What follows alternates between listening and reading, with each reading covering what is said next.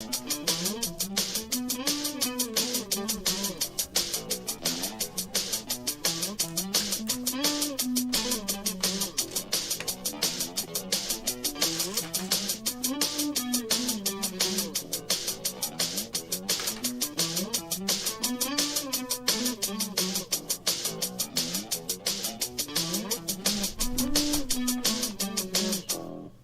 hello there, friends, lovers. My gosh. Hi there. Thank you for joining us. This is 5 Minutes with Robert and Amy Nasir. That might only be 5 minutes. It's a spontaneous episode. Let me explain. Yes, we are going live despite the fact that we have had very minimal show prep and running late from the beach. We were at the beach today. We went swimming and hanging out with the Lion Burgers. Those of you in the OIST community will know, for example, the Yarra Brook super fan Jennifer Lionberger and Mina. We've talked about Mina before. Mina the Wonder Dog. Yes. Sorry about that, folks. I know. A little crazy, a little spontaneous, a little whimsical. Kind of a whimsical show today. In fact, whimsical. Happily enough, and with gratitude to Jim Ashley, who helped come up with the idea for today's topic, yes, we're going to talk about whims. But first, real quick, always got to set our whatever it is that we set. Man, is it going to be that kind of show. Today is Sunday, August 20th, 2023, the 232nd day. Yes, I did do that minimal amount of show prep. The 232nd day of this, your best year yet. Now, you have got 133 good, juicy, meaty, beady, big and bouncy days left in 2023 to make that happen. Christmas in 127 days, Halloween in just 72. Only 72 days left. Pick that Halloween costume out, get that Halloween candy choices made, and most important, decorate your house, your apartment, your property, your front lawn, whatever you've got going. Halloween is right around this corner.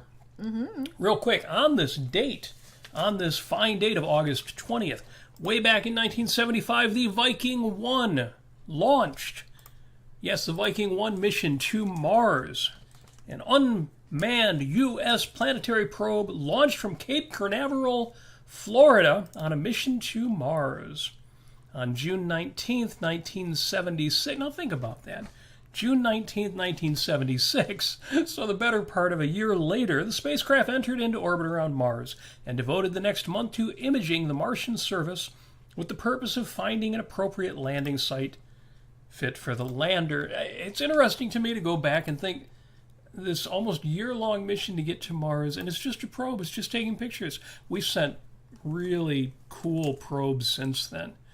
And we've got all sorts of great information about Mars. Well, before this, though, it was all speculative, just like before the first mission to the moon. Man, do you remember when people used to think the moon was made of green cheese? Now, nobody really thought the moon was made of green cheese, but we didn't know. We figured it's probably all the evidence, spectral analysis, shine lights and get them back. You can figure out, but you don't know until you know. And it's fascinating to me because now we've been to the moon, and the neat thing, and we've talked about this, is we're going back. Apparently, we've finally got missions set up to go back to the moon. Yay! After Apollo wrapped up in the 70s. Why did all that end then? But that's cool.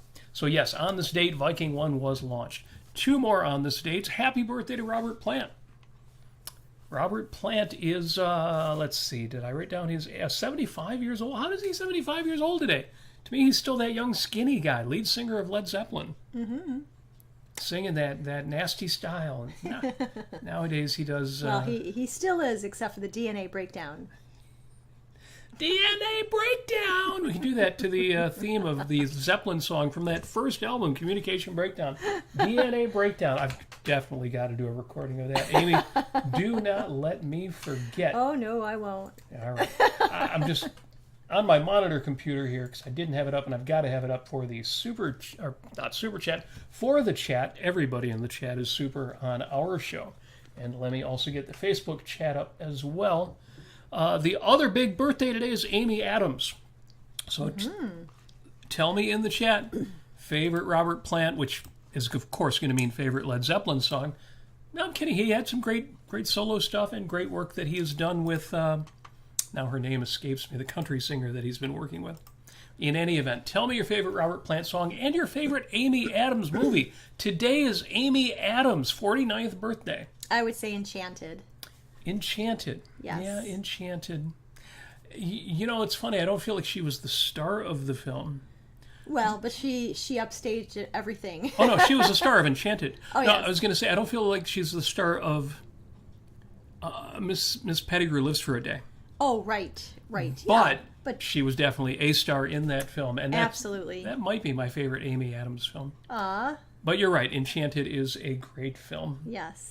And well worth seeing. Yeah, if you haven't seen Miss Pettigrew Lives for a Day, that one to me is a must-see. Enchanted is a must-see just because it's really, really good. Too cool. Now, tell me in the chat, they did a sequel to Enchanted. Tell me if you saw it. I think it's called Disenchanted. And is it worth seeing? Because I know the reviews weren't that great. If you really, really loved Enchanted, do you recommend seeing the film Disenchanted? Let me know what you think. I didn't even know that was not even on my radar. Yeah, was that even a thing? Did that actually happen? I think that was just a concept that was floating out there. Well, there are certainly people who think it should not have happened. So, gotta bring up my thing here. I did look at the holidays for today. Didn't see anything that really struck my fancy. Something about bacon, and I'm all for bacon. So I think it's bacon something day, but not a big day in terms of the holidays. So again, Amy. Yes, Robert. We went to the beach. We went to a beach on Lake Huron. It's the funniest beach in the world. Because you don't know it's a beach as you are driving down the road, and you know Michigan is in the shape of a hand, and you're on this side of the thumb, so you've got Lake Huron is all up here. It's beautiful, one of the Great Lakes, and it's a great lake. And there's a rest stop there. Yes, there's actually a couple, and it says Roadside Park. That's before you get to the destination. Yeah, a mile up the road mile. it says Roadside Park, so you know there's something coming up. And then you get there and it says 4 mile scenic turnout. Scenic turnout. Like, what is a 4 mile scenic turnout? 4 miles from what? We don't know. Is this like now we've seen scenic lookouts, we've seen scenic overlooks. You stop on the side of the road and you overlook. Oh, look, a valley, and it's beautiful. And then you get back in your car and you go on your way. And what's a turnout? What is a turnout? And is it 4 miles long? No, it's not 4 miles long. It's not 4 miles long. And the view is of Lake Huron. Is it scenic? It is. That is right. I'm sure that you can see more than 4 miles out on the lake. It's a lot more than 4 miles. I have no idea. But if you're ever in Michigan, in the thumb area of Michigan, and you're looking for a beach and you want to go someplace that nobody else knows about, you go to the 4 mile scenic turnout. Now, it turns out that the first time we went there a few years back, there was almost nobody there, especially on a weekday. You have this massive, beautiful beach all to yourself. Turns out people have been finding it. You can now find it on the internet, and so there was a good crowd there today. But it's not it's the kind of beach though it is more. It's quieter people. They're not rowdy. Yeah. There's not people playing their boom boxes. No. Because it takes a certain special kind of person to find this place. Right, and it's really kind of a freedom-loving sort of beach because there is no lifeguard, there are no warning signs, there are no signs. There are no signs anywhere telling you what you can or cannot do. No, there are people there who bring their dogs, but they pick up after their dogs. It's just so unofficial and it's so weird. Great. It's wonderful. Great. It's weird and it's great. And the water isn't too deep. You're not going to find any rip currents or anything like that in there. It's very gentle. Lake Huron is very gentle, and it's not very deep. At least, I mean, you can go way out. I don't know how far out, but you just can keep going and going and going and say, wow, this is only 5 feet, maybe 4 or 5 feet in depth. Yes. Yeah. And again, all this is just to explain, Robert, you're not wearing the right clothes for your Sunday show. You guys, you're not Amy, you're not made up. We're not even using the usual camera. You can Right. probably tell the video looks unusual, especially in terms of its focal length. And if I put my hand out like this, my hand is enormous. This would not happen on a normal Sunday. Normal Sunday, the camera is 6 feet away from us. We are having fun with this. Thank you, especially to Jim Ashley. I put it out, and everybody else who reacted to my post. I put it out on the Facebooks that, yeah, we're running late. We're not sure we're even going to do a show today. I haven't prepped a topic yet. And so, do you have any ideas? Should we just do impromptu last minute? And Jim Ashley brought up the topic of whims. Now, for those of you who are not objectivists, you probably think whims are like whimsy, whimsical, charming, cute, fun. Or you might be somebody who says, oh, well, I do everything acting on whim, and that's how I get the results in my life. If you're an Ayn Rand fan, if you've been reading anything by Ayn Rand, you don't look at whims that way. So I thought that was great that Jim said, yeah, what is the difference between whims, in the sense of whim worshipping, and spontaneity? I thought, okay, that's cool. If we can manage to make it home in time, if we can get home by 6 p.m. Eastern time, then let's start with the let's definition. Ayn Rand in the lexicon, you can look this up, under the entry whim worship. Yes. It means that a man acts like a zombie without any knowledge of what he deals with, what he wants to accomplish, or what motivates him. It means that a man acts in a state of temporary insanity. Yikes! Now, again, if you're not an Ayn Rand reader, you might not think of whims that way, but this is the meaning of the word that we're going to use throughout this discussion. Ayn Rand says, a whim is a desire experienced by a person who does not know and does not care to discover its cause. Mm-hmm. Now, what's the difference between that and spontaneity? So we discussed this in the car on the way back. And, my first shot at this was that so what makes it even, a person even able to worship whims, to act in a way that is entirely like a zombie, who doesn't really know, doesn't really care, discover why they have a particular desire, and then they just act on it. I find that as a fairly structured person with a calendar, with explicit virtues, with automatized values and tons of them, with basic propensities to become efficient at whatever I do.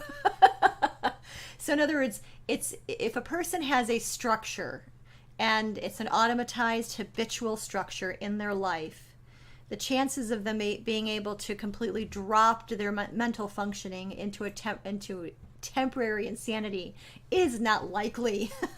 So if you do know yourself, that's philosophically, that's very important. You understand your own nature, you understand your own personality, you understand especially your own values, and you understand what you value, not just things and people around you, but the processes you value, epistemological values, even the kinds of ways of thinking that you like. And you go that deep and you know yourself, it's going to be sometimes it can actually be very hard to let the reins go and be spontaneous.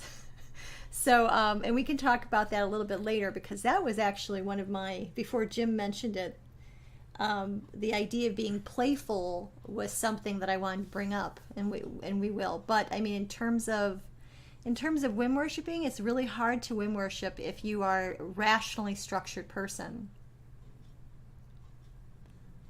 Yeah.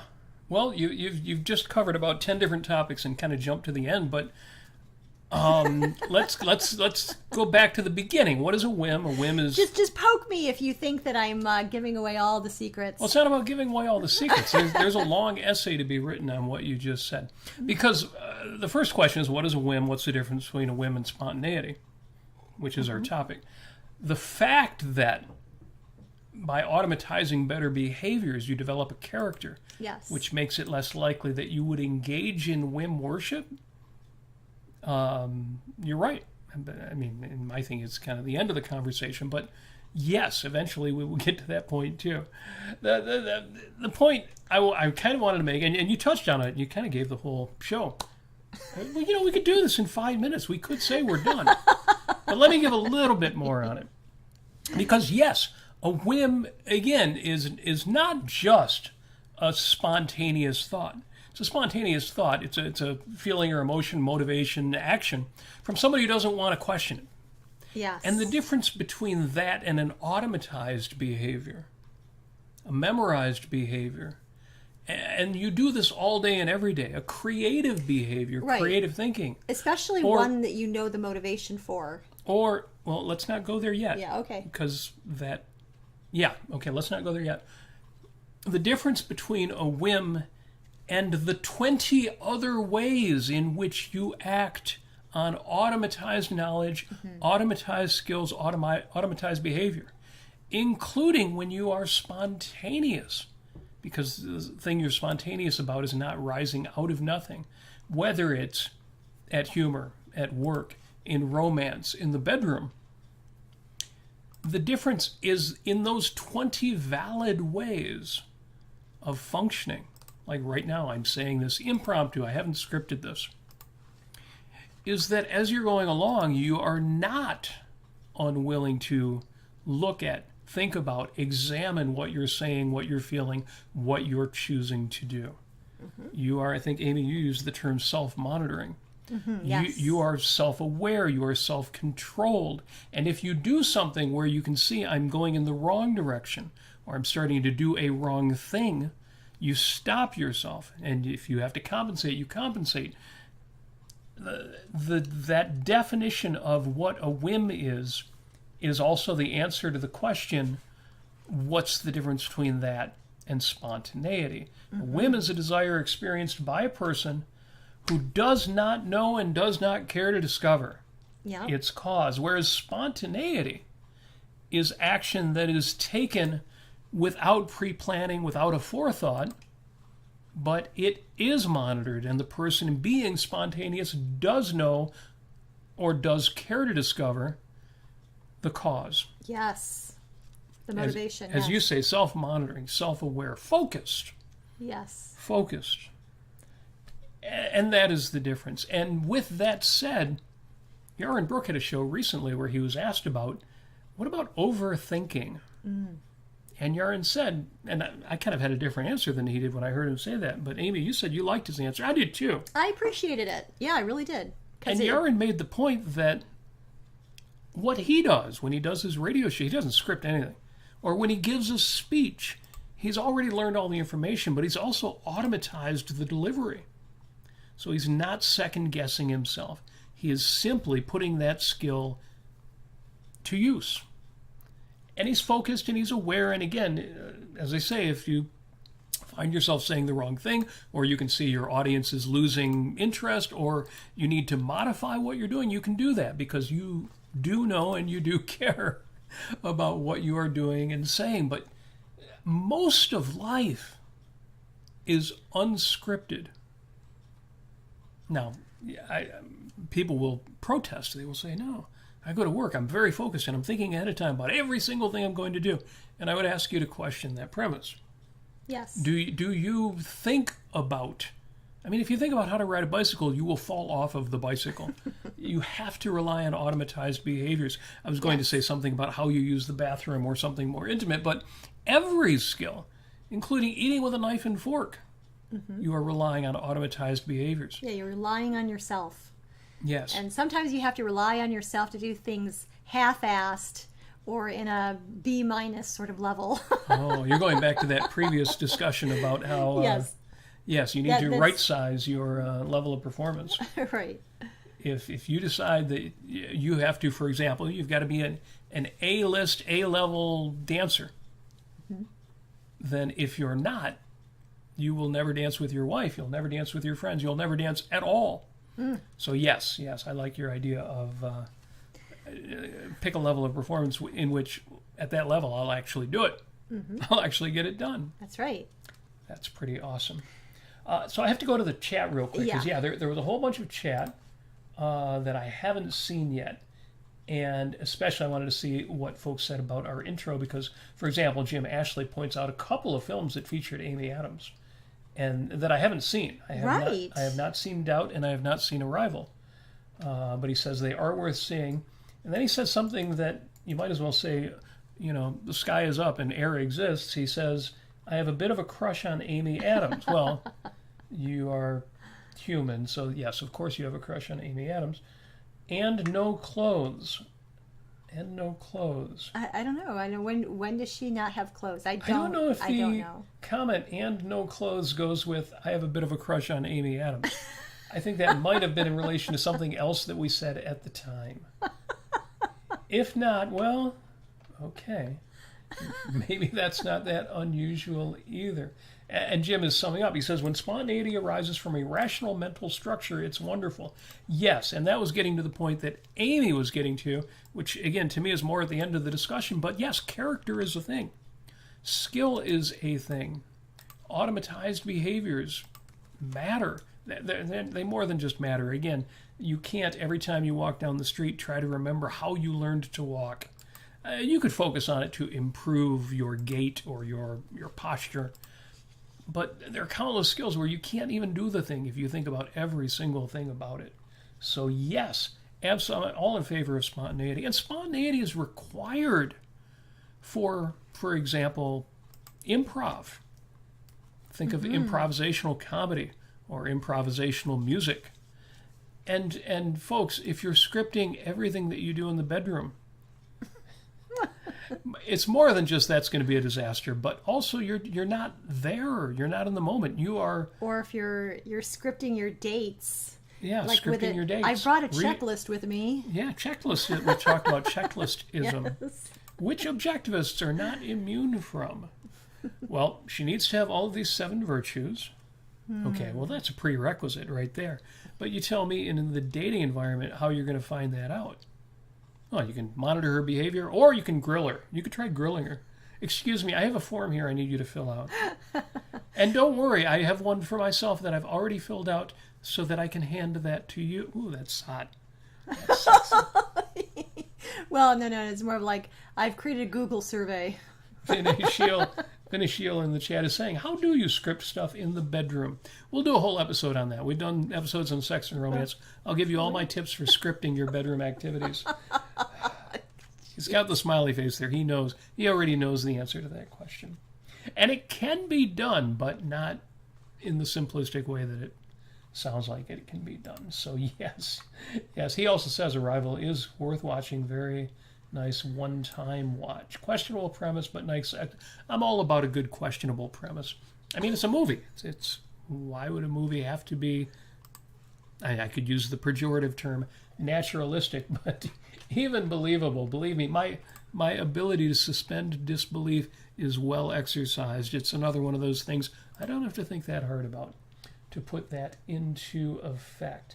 Let me just double check my chat here because there is good stuff going on here. Yeah, Jim says with regard to his comment and no clothes. Yep. The beach you went to. The beach you went to. It was not a nude beach. Because of how unpublicized and hard to find it is. Yeah, that was actually something they could have pulled off there. That's funny. Unfortunately, it was a family beach. It's too popular now. Yeah. The very first time we went there, I bet we could have got away with that. I mean, there was hardly anybody there, and it's an amazing property. I don't understand, no, I'm not even going to go there, but... What's that, you're not going to go to the nude beach? No. At this particular beach, I'll just say this. There were a lot of shells, there were a lot of rocks, there were a lot of very sharp-edged rocks. Oh, you don't want to sit on the beach without clothing or at least a good blanket. Yeah. It was... No, that would not be comfortable. Mm-mm. Yes, especially, rolling around like, in the movies. Like in the movies. Romantic love scene. That's I don't think that's particularly realistic, but, yes. Do it if you like. Jeff Bannister reminds me that who Robert Plant has been partnering with, or was for several years, is Alison Krauss. Oh, that's right. So thank you for that, Jeff. Incidentally, folks, if you're not following Jeff Bannister on Twitter, you missed the opportunity to participate in. He just did a ride. He's a biker, motorcycle, not bike rides like me, but real bikes. And he just did a motorcycle ride for cancer benefit. Not to benefit cancer, to benefit cancer research. And y'all might have missed an opportunity to contribute. We had so much fun with Robert Garmong, and he's raised so much money, but don't leave out, when you see, hey, I'm trying to raise money for this thing, give him a few bucks, make that happen. Thank you, Jeff. That's very cool that you are involved in that. Yes. And Christopher Smith says, let's be enchanted. Again, I'm due to see the film again. It really is that good. It really is that good. It's super sweet. Yeah, Equal to Reality says, I hate rocky beaches. Yeah, I do too. But the thing is, let me tell you the secret, is that you can actually buy water sandals. So you can put these sandals on, and they are completely waterproof. They're not going. They're very durable. Yeah, and this beach, because it's not groomed like a public beach. Yes. Because the water in Lake Huron is so clear and so cold, it's not like there are plants growing in the water like you would have in a lake. Right. Like a little lake.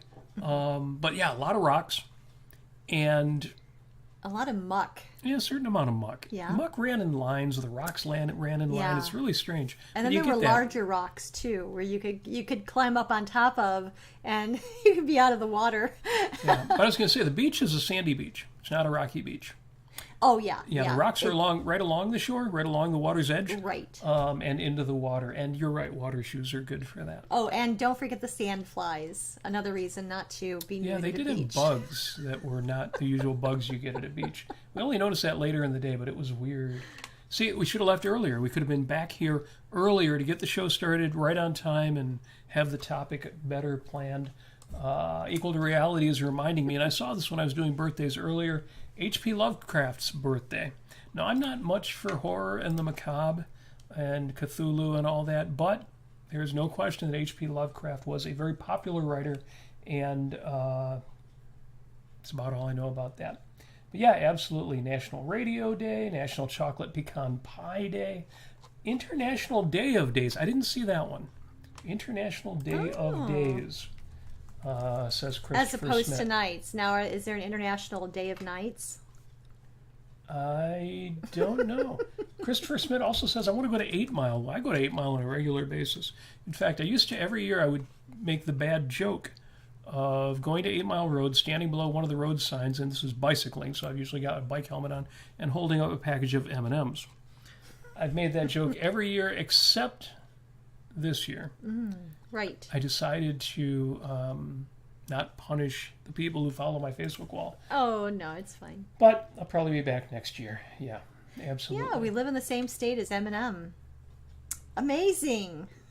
Yes, we live in the same state as Eminem. As Marshall Mathers. Marshall Mathers. I'm sorry, I'm just not that much into rap. I know he's very good at what he does, and some of his music is even very inspiring, but if you're into Eminem, more power to you. Yeah. Or Kid Rock. Maybe it's my age, but when I think of the great Michigan musicians, I think of Doug Fieger, I think of the Knack, I think of Bob Seger. Right. Ted Nugent before he got a little too crazy. In fact, I was just playing... Well, he didn't originally write it, but I was just playing Little Red Book. Mm-hmm. The original Burt Bacharach version that he wrote, My Little Red Book, was redone by a band named Love. Ah. But then when I heard Ted Nugent do it on his album Little Miss Dangerous, that's when I had to learn how to play that song. Might be doing that at the Rock and Roll Picnic. Mm-hmm. Absolutely. Oh, man! Oh, God. You see these memes that show you something from, like, when you were young, and they're like, yeah, that was 40 years ago. And you're like, okay, just put me in a grave right now. Right now, this very moment, lower me down. I'm done. I'm old. Christopher Smith wrote, Kid Rock is a rock star in the day. Do you mean like back in the day, or are you just saying he's a rock star, not really a rap artist? Because he's really not a rap artist. He's more of a little bit of everything, whatever is going to make him able to throw a good party at his concerts. Eminem is a hip-hop master and genius, so says Christopher Smith. Okay, cool. And, Motor City Madman, Cat Scratch Fever. For all my mixed feelings about Ted Nugent and the fact that it's perhaps a horribly vicious, cruel, violence-filled, misogynistic song, I still think Stranglehold is brilliant. It is a great song. I've never heard of this before. Now, let's not forget Iggy Pop and the MC5. Oh, yeah, well. Yeah, Iggy and the Stooges, and before that, MC5. Now you're going back even before my time. I mean, they were around when I was a little kid, but I didn't hear about them until, after their day. I remember them in the day. Right, Yes. right. Apparently Amy Adams is in Man of Steel and Dawn of Justice. She was convincing as Lois Lane. I missed all the latter-day television series Superman stuff. There's something to catch up on as well. We didn't talk that much about the whim thing. Oh, are we being whimsical and not talking about the whim thing? But, I think we kind of made the point. Yes, there's a difference between a whim and spontaneity. But really, to me, the take-home point was, well, what is spontaneous versus what?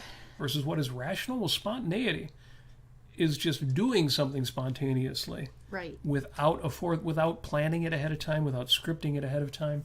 So there's nothing necessarily not rational or not reason-oriented. Right. About, for example, performance or a conversation, especially this kind of conversation where you're thinking out loud and you're thinking as you go. Life is a process. You are happening. Yes, in you life. are a verb. You are a verb. You must love the doing, as Howard Rourke says. That's right. Yeah, as R. Buckminster Fuller once wrote, the title of a book he wrote, which wasn't particularly rational, but I liked the title. He said, "I seem to be a verb." Yes. Yes. So, and David Lee Roth shared that on a podcast I've shared on this show before. Right. Be the verb, not Be the noun. verb. Yes. If you want to consider yourself a writer, well, forget about the noun. Forget about you are a writer. Write. Be the verb. Do the thing. Yes. If you want to be a cyclist, get on your bicycle and start pedaling. Don't figure out, well, let me fashion myself as a cyclist and really convince myself that I am this thing and that'll motivate me to go out and do it. Yes. But, yeah, spontaneity, even whimsical. I'm a big fan of whimsy, of whimsicalness, of silliness, even of foolishness, as long as you really are self-monitoring, you're really present for it. So you can catch yourself if you do something that's actually foolish versus just fun. Yeah. So, Vinishil, in Facebook, he talks about how spontaneity is when you rely on your subconscious, but that is that in turn is programmed by your conscious thoughts and actions. Yes. That is something that I remember Yarn Brooke had mentioned, that formulation is that it's relying on your subconscious, or it's relying on your automatized processes. You've already paid for it. Now you can run the program. You've already installed it, run the program, and you can rely on that automatic structure, automatized structure. Right. But it is a structure. It's not stream of consciousness. It's not some kind of irrational, whim or emotion-driven thing. And on top of that, if you are a structured and rational type of person, you can actually go back and introspect. You can ask yourself questions about, what your motivation is for any of this that you've automatized. What got you interested in the first place? What makes you good at it? What do you find in yourself, in your own character? These skills that you've built up. That allows you to run that program. So yeah. So my question, actually, before Jim mentioned whims versus spontaneity. Yes. I had talked to you about how does one become in adulthood become more playful. Yes. How do you become more playful? And I mean, spontaneity is certainly a part of that. But what I'm trying to say is, how can I get myself into a playful state of mind? Yes. And we talked about... Sometimes it can be hard. Well, we talked about that because in your case, a big part of it was an inability to be in the moment without thinking about the next thing you need to do and all of the stuff that's out there. What's happening tomorrow? What's on my calendar? Blah, blah, blah. Exactly. And I will give my top solution to that. And there are several different things you can do. Okay. But the number one is, and some of you are sick of hearing me say this, but this is the answer, is to externalize. To take those things you're concerned about and that to-do list you've got and those goals and all of those obligations and get them out of your head and onto paper. Because you are never going to be comfortable letting go. You're going to have this loose sense of, I kind of need to hold on at least a little bit of attention or focus on this important thing or I will drop it. It's a ball that I will drop and later I will stumble over it and I will ruin it and I will miss my goal. I will fail my deadline. I will feel guilty. I will be angry. The answer is get it out of your head and onto paper. And you think, wait a minute, if I write something down, it's still in my head too. But what happens is once you write it down on paper, in a place where you will look at it later or tomorrow morning, you can stop thinking about it. You can, we'll steal that, hope I don't get sued by Disney for saying this, you can let it go.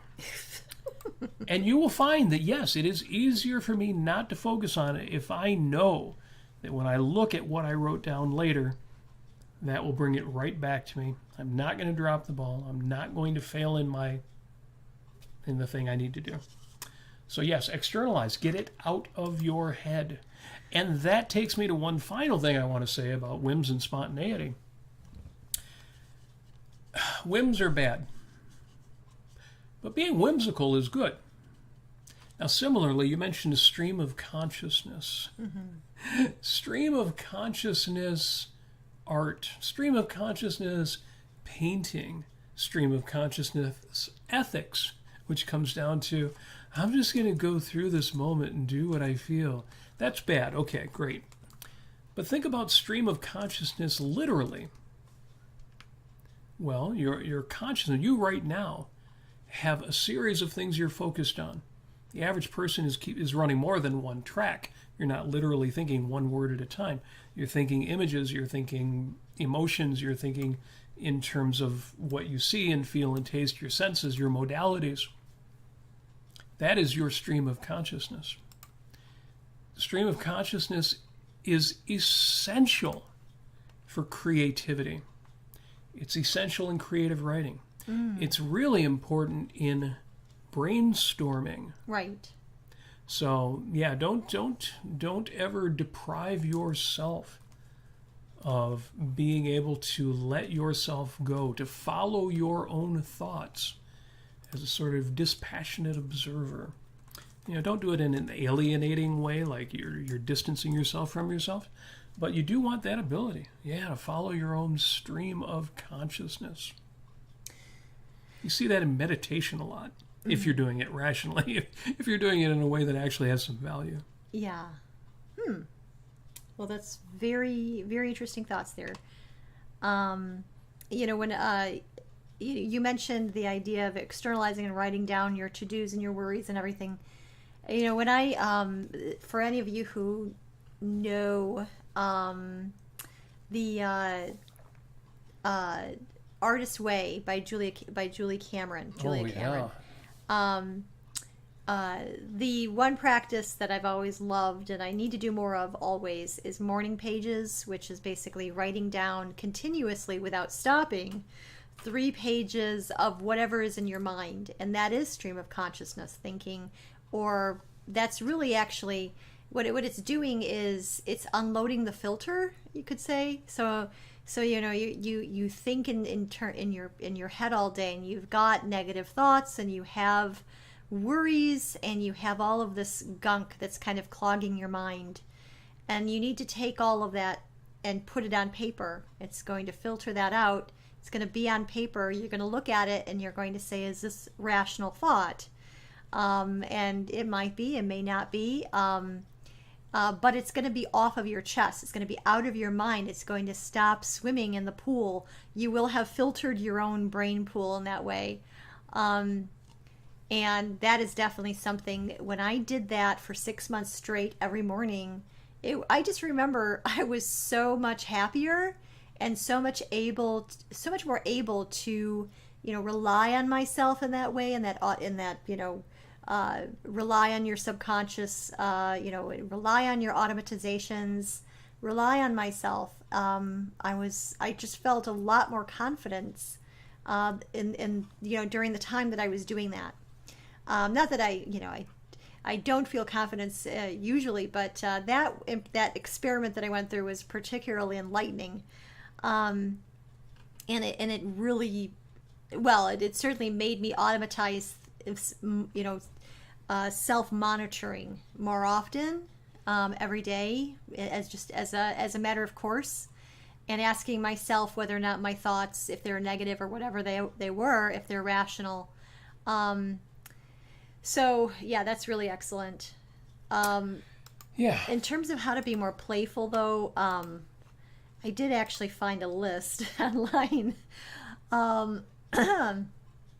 So before I get into that list, I'll tell you what worked on Monday. I took Monday off of work, and I decided not to do any work, and just enjoy myself. And Robert and I went out.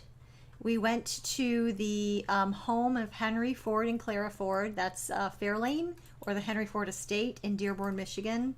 And they're renovating it right now. It's not quite open to the public yet, but it will be next year.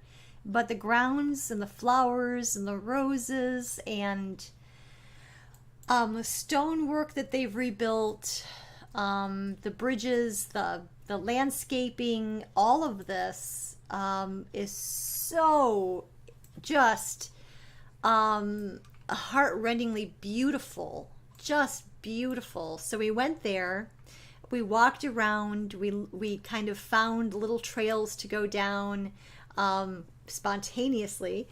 We just walked around and looked at all the things that interested us, and it was such a lovely time, and that definitely put me in the mind of being playful. It wasn't a walk in the woods. It was a walk around a beautiful home and structured gardens, and beautiful wrought iron work. It was lovely, with a River Rouge next to it, and and you could hear the rushing of the like there's a bit of a waterfall that they used for hydroelectric power at the time that they were living there. It was just beautiful. Absolutely beautiful. And that certainly put me in that state of mind or that mood to be playful. And then we went to miniature golf. If you don't know what that is, it's a kind of a parking lot sized area, a small lot, you could say. And they fill it with all of these ways that you can take a small golf putter with a golf ball, and you can hit. If you probably already know what this is, but I think everybody knows what miniature golf is. I don't know. I'm not entirely sure. It's a series of 18 putting greens with charming obstacles. Yeah. Right, charming little obstacles and little kitschiness and little waterfalls, and just it's really adorable. So we did that, and then we went to the store, and I actually bought myself something that I haven't actually had since I was a kid, which is a Light Bright. A Light Bright set. So they still sell Light Bright sets. Yes. So you see these are little pegs that come out. And because of our studio lighting, I've got to tell you, it's much more colorful than it looks on camera. Yeah. But it's lovely. And there's different patterns. This is like a separate sheet of black paper here, and it'll show you what the patterns are, and you kind of fill it in, or you could do it free form, or however. But it's just a lovely little thing, and I came home and I immediately got on it, and I just worked on it. So I was really conscientious about being playful, which can be sometimes difficult for me. So yeah. I think we covered most of this stuff, I think so. I mean, in order to be more playful, there were some tips here that I found. Sing and dance just for the fun of it. I think that's certainly something I need to do more of at home. Yes, and we've advised that everybody should dance. Everybody should sing, especially the people who say, "Oh, yeah, I don't do that." those are the people who need it more than anybody else. You can learn that through meditation. And I say that because V&A Shield says, thoughts on meditation in a non-mystical context. Amy, you once said, and I've repeated this once or twice, you said, I can read my own mind. And it's a dramatic way of saying, you can introspect, you can self-monitor, you can know yourself. And how amazing is that, to be able to, you see animals running around and they've got their instincts and their percepts and their own little programming kinds of things and their ways. But they can't stop and think about thinking. That's right. And how amazing is it that we can do that? It is a different thing to sit with your thoughts than it is just to think them. And there's enormous value in that. You think, what can I learn sitting with my own thoughts and, clearing my mind so that I can think about them fresh and with a different focus? But if you are just living in the constant rush of thoughts, you are missing out on the kind of thoughts that will arise with a blank slate, with a fresh palette. And you don't want to miss that out. Yeah, now, when you're talking about meditation, my understanding about meditation is there's guided meditation, where you listen to something, somebody gives you suggestions to think about whatever it is, or to envision things or visualize. And then there is the kind of meditation that you sit, you look at a candle, or you just close your eyes while you're sitting up and not sleeping, of course, and you try to clear your mind of thoughts. But the thing is that this is what I find. When I try clearing my mind of thoughts, you know what I'm thinking about? Clearing my mind of thoughts. You're trying to take that action, you still have a topic in your mind that you're thinking about. So unless I'm completely dead asleep and not dreaming, my consciousness is going on. You may need more practice. You think? Oh, yes. No, because everybody has that. Everybody experiences exactly that roadblock. Everybody. Well, I can say this. You know what I've tried to do? I've tried to stare at a candle flame, which is really nice and relaxing and soothing in a lot of ways. And I love staring at candle flames, as a matter of fact. So I'm thinking about staring at a candle flame when I do this. Mm-hmm. Now, if that helps me kind of alleviate, kind of flex the mental muscles in that way, flex the focus muscles in that way, and kind of assure, it's a situation that ensures where I'm not actually worrying about something or thinking ahead into the future or planning and into that kind of, or editing or anything like that, which is fine, which is good. But from what I understand, that is what meditation is flexing that focus muscle, as it were. It's not. I think V&A Shield agrees with you. He says, "Don't think about not thinking anything." So yes, I think yes. I think that that's exactly what you're talking about. For me, it's more that I am stopping the usual train of thought and putting myself in a different state, which then afterward will give me the ability to think in ways I couldn't without that interruption. And it's amazing what happens for me and for other people who reach this state when you stop and think not about what you're thinking about, but about your own mind, your own state, what it means simply to be aware, to be focused. And then afterward, I find I can increase my focus because now I've thought not just about thinking hard about something, but what thinking about something actually is, what that experience is. Mm-hmm. It's like muscle training, except for your ability to think hard, to focus, and to direct your focus, and to not be distracted. It's practice for all of that. Right. And you need that ability because, as Ferris Bueller says, life moves pretty fast. If you don't stop and look around once in a while, you could miss it. And I'll say one last thing about this is that when we were at the beach today, it was a beautiful. At first, it started out kind of cold, and there was overcast with clouds, and the sun wasn't coming out, and we were kind of worried if it was going to warm up.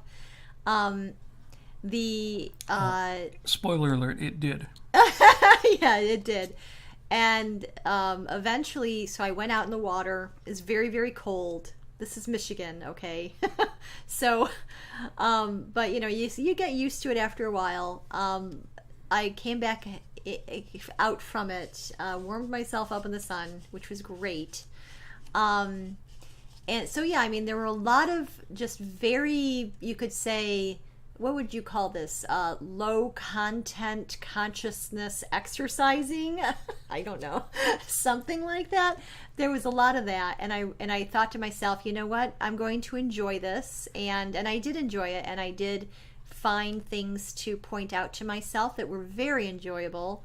Jennifer and I walked down the beach and our mission was to find colorful rocks.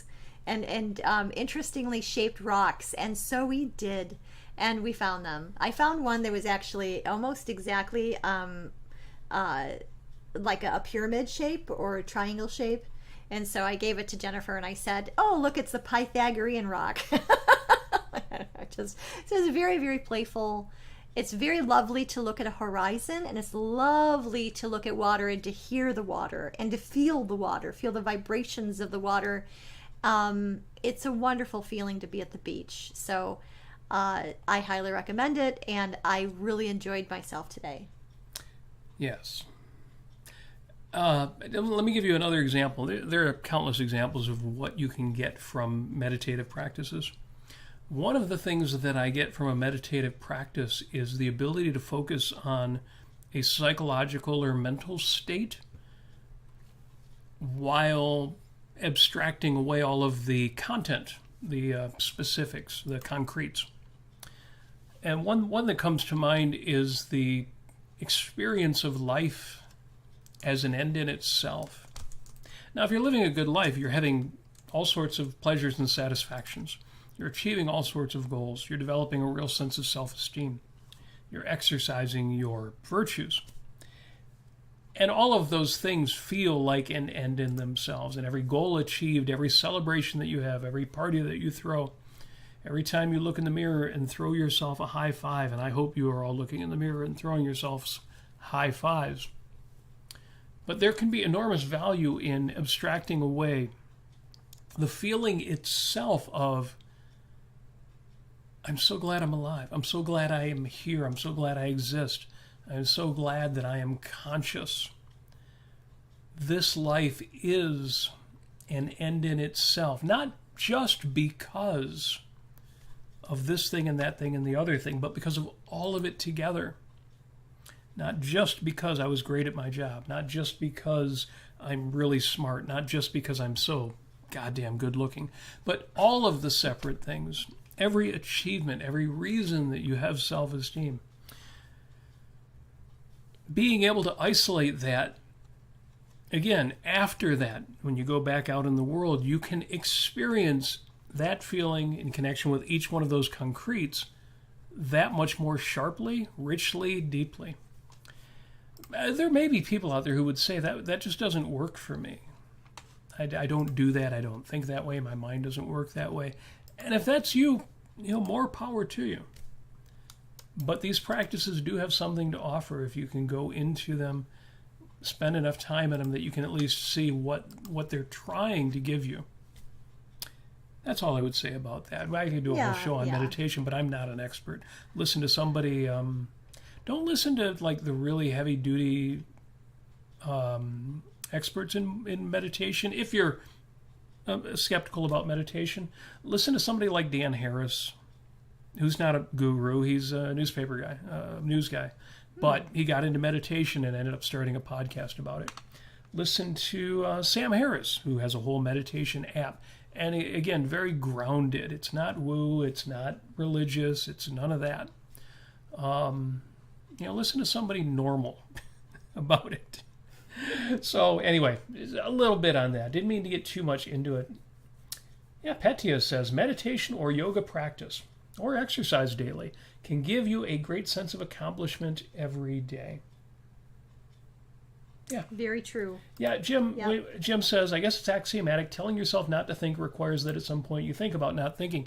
It's not about not thinking. It's about clearing your mind of concretes.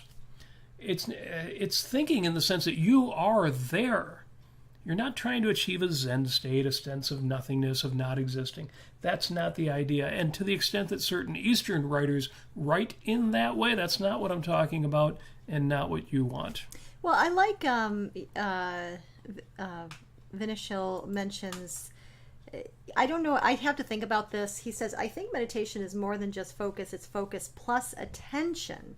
And he talked about, Harry Binswanger made this excellent point about how you could be in utmost focus but not paying attention. Now, it's one of those things that I thought of when I was at the beach today. I thought, pay attention, Amy, pay attention. Because, I mean, pay attention. Those are two words that I can understand. Those are two words that I can really comprehend, other than say, be mindful, be in the present. I can kind of understand that, but it's not as psychologically real to me.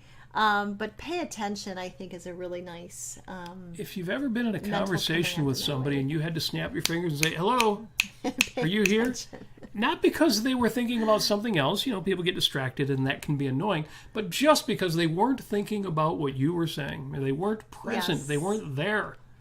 Right. It's one of the reasons why I'm not a big drinker of alcohol. I like to be there when I'm having a good time.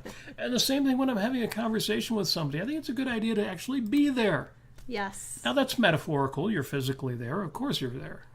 But are you focused? Are you paying attention? Are you in, not just talking about the same thing as the other guy, but are you in that moment, in that conversation? Are you engaged?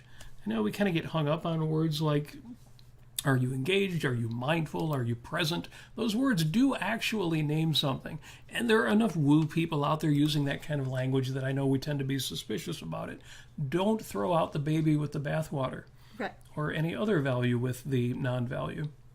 So yes, own those concepts. If they have any potential value to you, and trust me, they do, you should own that stuff. So Jim says, so it's actually not thinking, but rather, quote, deleting the non-essential from your thinking. Does that sound correct?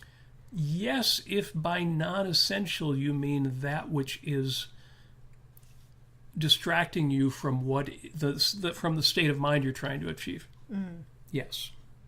But it's not non-essential in terms of, the definition and the hierarchy, because we're not talking about that kind of conceptualization. No, there are some mental states you want to be able to reach for their own sake, and then having done that, you can then apply them going forward. If it sounds woo that it's not conceptual, well, what do you mean you want to achieve a state of focus, but there aren't any words in your mind at the moment? Well, no, that's actually something you can do, and then you now know what that feels like. Kind of like be like saying, well, I don't go to the gym because I don't use my muscles except when I'm using them to accomplish a task. Well, sometimes you want to strengthen your muscles for the sake of strengthening your muscles, which you will then use when you go to do tasks. You can do the same thing with your mind, with your mindfulness, with your presence, with your level of focus, with your level of engagement. And it can be very valuable to do that as an exercise before you actually need those heightened levels of focus and awareness and consciousness and engagement and presence and mindfulness. Again, not to get too much into it, because there is so much woo out there. I totally get it when people say, look, if it's not just reason and concepts, I don't care. I get that. So can I formulate it this way? Yes. Pay attention to your feelings of, pay attention to playfulness. Pay attention to playfulness. Yeah. Pay attention to playfulness. I mean, you could say be playful.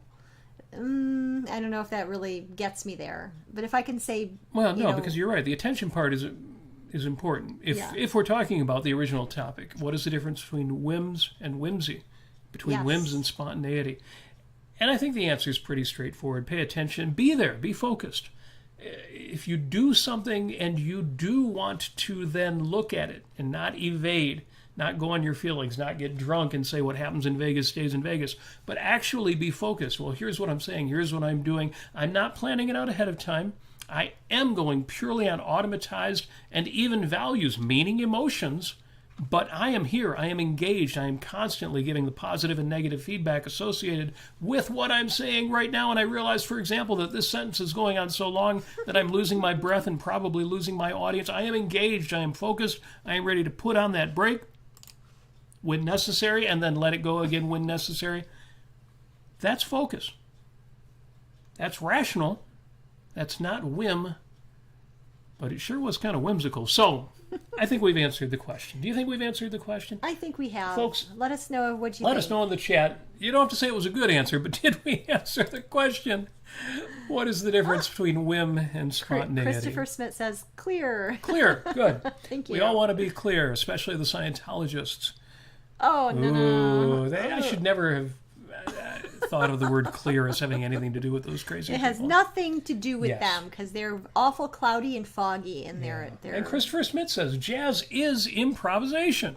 Yes, and Christopher is, of course, an amazing guitar player, so he would know about that. America is improvisation?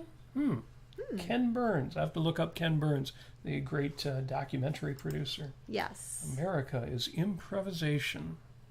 Improvisation. That's a funny word if you say it too many times. Improvisation. I mean, improvisational comes out real easy, or improvise, but improvisation. For some reason, the more times I say it, the more I end up saying it differently. Yeah. Jim Ashley says, well, I drink alcohol, beer or wine, maybe 3 times a week, and only 2.5 drinks at the most each time. But whether it's that many, or just 1 beer or a glass of wine, I do planned drinking. I plan it in advance, and I must be mentally interacting with art in the form of a movie or some music. That's interesting because, yes, I think that's the question then is when is it rational to drink alcohol? When is it rational not to be engaged in productive or even purposeful activity?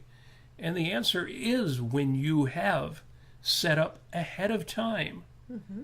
Well, here is when this is happening. Here is why this is happening. Here, if it involves alcohol, for example, here are the safeguards and the things I won't do after having had 3 drinks.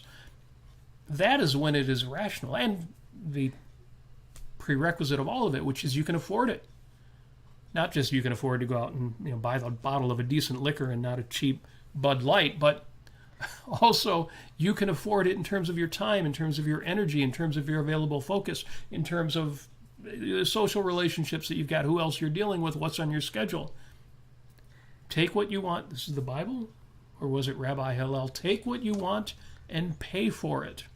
Yes. Except in this case, and what Jim's talking about, pay for it first and then take what you want. Well, in terms of it being, plan your play kind of idea, if you do it that way too, you also have anticipation, which is one of my greatest values. Put that on your calendar, anticipate it, savor the joy of it being forthcoming, and that's always a nice one too. Oh man, Jason Adams says he's under the weather. I'm sick today, but he says tiki bars are whimsical. Tiki bars are whimsical. There's no sense behind it other than, oh my gosh, I'm in an island themed restaurant for no reason at all. But it's charming. It's fun, absolutely. And Jim Ashley says, now see, you recommended, whims, spontaneity, you could talk about that. Here's what you could have recommended. Jim says, but I hope one day to see Amy get blitzed on your show again. For the record, 3 shots of tequila does not get me blitzed. It's true. I had whiskey, Amy had tequila, and she holds it better than I do. Yeah, I'm very, very clear-minded. But we've only done that once in 172 episodes, drunken podcasting. Maybe we're due to do that again. Maybe we should do that for Halloween. Halloween, ooh. Yeah, it's not that far. Well, it's 72 days. That is a ways away. Still, On the other hand, 72 days divided by, because we only do the show once a week, right. that's only 7 shows. So yes. Maybe we'll put that on the calendar. Absolutely. Folks, can't believe we're running this long, hour-long show, despite the fact that, again, we came in with the mini studio here and super quick. Thank you. Thank you for joining us, especially in the chat. Thank you. You guys are the best. You are fun. We do appreciate it. Next week, my mouth will work properly and I will be able to function the words. Next week, we will be back with, of course, a regular show, regular schedule. You'll know ahead of time when it's going to happen. It's super cool that folks know we're on at 6 o'clock and a bunch of people are here. So that will happen. I do say, if you have suggestions for future shows, future topics, share them in the chat or share them at the 5 Minutes with Robert and Amy Nasir Facebook group. On Facebook, search for it. You will find it. If you look for it on Twitter, you might not find it. Did you know that on Twitter, you've actually got to have a Twitter account to read people's stuff, even if they posted it public? That's something that Elon Musk just changed a little while back, and I'm super disappointed. So if you're only following me on Twitter, aka x.com, you should definitely follow me on Facebook too. Because Mark Zuckerberg isn't that mean about it. He will let you read my stuff even if you're not actually on the platform. And with that said, all that is left is for me to thank you, Amy. And all of you out there. Yeah, and thank you for our patrons. By the way, if you like what we're doing, patrons, yes, you can support us, and that's always a wonderful thing. It's one of the reasons I hate to skip a show. I feel like we're being paid to do this by you excellent people who signed up at patreon.com/Robert Nasir. You don't have to memorize that. The link is at robertnasir.com. Including the last 5 shows that I was on this week. It was a really crazy schedule. And Amy, you were on a couple of them. I was. The interview with Robert Garmong on Thursday. Yes. The reality show on Friday. That's right. Man, did we have a week. Whew. And it ain't over yet. So, yes, thank you. You're the best. As always, we wish you every success that you so richly deserve. How do we know you deserve it? Because you are here. Ne'er-do-wells don't listen to a show like this. And as always, big helping, heaping scoops full of totally improvised, whimsical but not at all whim-worshipping love.